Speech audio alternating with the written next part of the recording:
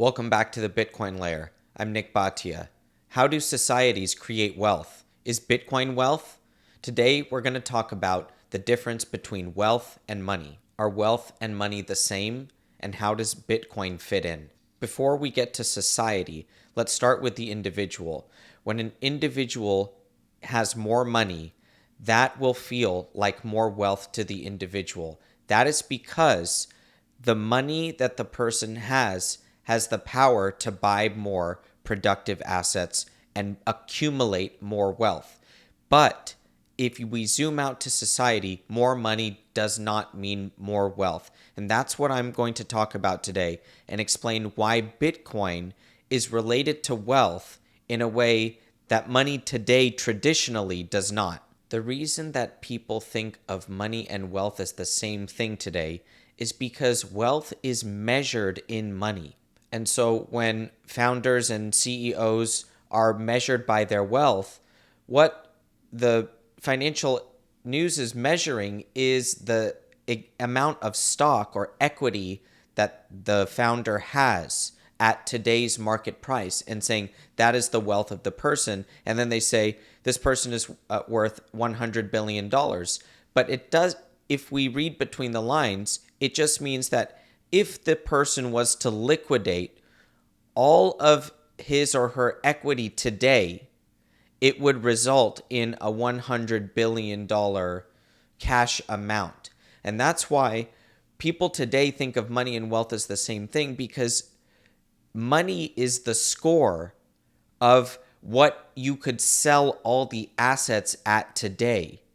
But in reality, when we think about society and think about Austrian economics, what it teaches us, wealth is not more money. It's more production and efficiency. That's what we are going to unpack today. Over 10,000 investors downloaded the original How to Position for the Bitcoin Boom report when Bitcoin was 27K and it called for 120. The target is hit. What's next? Tour de Meester is back with the 2025 edition, refreshed for the mid-cycle moment. New data, new insights, and get Tour's latest price expectation. Plus, you'll get exclusive access to charting our way through chaos. Tour's new 30-minute Q3 2025 presentation. He explains why this bull run might just be beginning. Read the first ever mid-cycle report from Adamant Research at unchain.com/TBL. Blockstream, where the future of finance runs on Bitcoin. Go to store.blockstream.com and use code TBL for 10% off. Pick up a Jade Plus hardware wallet. It integrates seamlessly with your Blockstream app, and it's the perfect way for both pros and beginners of Bitcoin to get started with your cold storage. Store.blockstream.com, use code TBL for 10% off. If more money does not mean more wealth for a society, then how does a society create more wealth? Well, let's start with these three pillars of creating more wealth as a society. Now, Austrian economics teaches us that the first and most important part of creating more wealth is the idea of production. So production is taking raw materials and turning them into a finished good that benefits you or others. And so when we produce, it's turning something into something better. And that production is the key and core part of the entire economic process.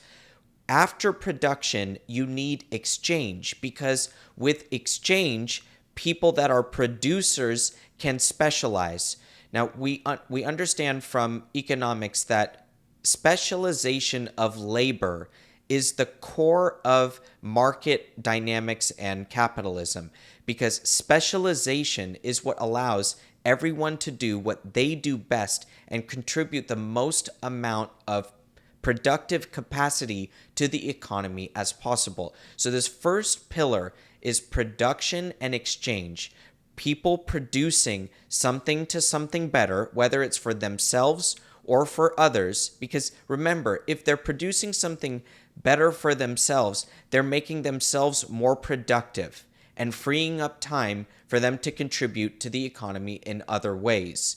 If the people that are producing then start to exchange with others, it allows for an economy to become more efficient, more specialized. The second pillar, which comes as a result of production, exchange, and that increase in efficiency, is capital goods. Capital goods are tools, machines, factories. These are the core pieces of production, which is our first pillar. So increased quality of capital goods means increased quality of production. Production today is highly digital. You might be thinking, well, factories are the old way of manufacturing-based economies. The future is services-based economies, which are technological and digital in nature. In reality, for a society to create more wealth for itself, it will need both production of factories and production of services, which today comes from computers. Computers are capital goods. So increased quality and quantity of capital goods is creation of wealth for a society, because a society can be more productive with better tools, better machines, better factories, and better computers. After our first two pillars of production and exchange, followed by capital goods, we get the product that inspires the capitalist system to improve and improve, and that is knowledge and innovation. Knowledge build and innovative spirit comes from the desire to increase the quality of production, increase the quality of capital goods, because that is wealth creation for a society. The drive to innovation and the accumulation of knowledge are important parts of wealth creation for a society at large. This is why money does not equal wealth. Wealth comes from production, exchange. It comes from the capital goods increasing in quality and quantity within a society, better factories, faster computers, and of course the accumulation of knowledge and the drive for innovation and better productive capacity in the future. That is not measured in money. It can be measured by quality. It can also be measured by the amount of time a society has, because if it has more productive capacity, it has more time to do other things, and then even further specialize. And that further specialization is going to improve the life of others. And that part of the value, that's the first pillar, that production and exchange. Production is taking something and making it better. That is what specialization is. So all these pillars stand together: production and exchange, capital goods, knowledge and innovation. We get these three pillars together and we can create more wealth in a society. Money can only measure the assets that society has and the equity that is in the marketplace, but money is not the same thing as wealth for this society. So money is just a measurement. Is Bitcoin more like wealth, or is it more like money? This is the key question that I want to think about today with you. This is where I believe that Bitcoin is most like real estate when compared to other asset classes. Because when we think about wealth accumulation, the accumulation of good real estate that has productive capacity, whether to produce in the economic process or produce a safe and peaceful place for you to live, because that increases directly your quality of life and your standard of living. It increases your wealth to have a good piece of real estate and a good home. So when we think about Bitcoin, I think most about the concept of accumulated wealth in the form of capital goods, which would include productive real estate, no matter how you want to measure that production, whether it's for the individual or the economy at large. I believe they are the same thing. And I believe when people accumulate Bitcoin, what they're trying to do is accumulate wealth. And that is why Bitcoin is more like wealth than it is like money. Money is just the way to measure Bitcoin's market price today. Money is also a word we use to describe something that we can exchange with. Bitcoin definitely satisfies that definition of money. So Bitcoin is both wealth and money. But this discussion here today is exploring the idea of how does a society create wealth? And if a society accumulates Bitcoin, is that the accumulation of wealth?